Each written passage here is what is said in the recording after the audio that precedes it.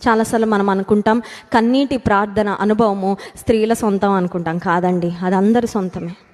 దేవుని ఎడల ఆసక్తి కలిగిన, దేవుని కార్యాల ఎడల ఆసక్తి కలిగిన, దేవునికి ప్రీతికరంగా బ్రతకాలని ఆశ కలిగిన, దేవుని రాజ్య అభివృద్ధిలో పాటుపడాలని ఆశ కలిగిన ప్రతి ఒక్కరి సొంతం అవ్వాలి ఒక అనుభవం. ఆ అనుభవం ఏంటంటే కన్నీటి ప్రార్థన.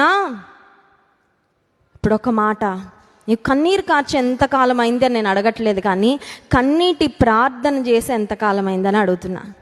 కన్నీరు కార్చని అడగను, ఎందుకంటే ఇంజెక్షన్ చేయించుకునేటప్పుడు పిల్లలు ఏడుస్తారు కదా. ఏదో దుర్వార్త వచ్చిందనుకోండి ఏడుస్తాం, ఎవరో ఏదో అన్నారనుకోండి ఏడుస్తాం. అవి కాదు, I'm not talking about simple tears. ఒట్టి కన్నీళ్ళ గురించి నేను మాట్లాడట్లా.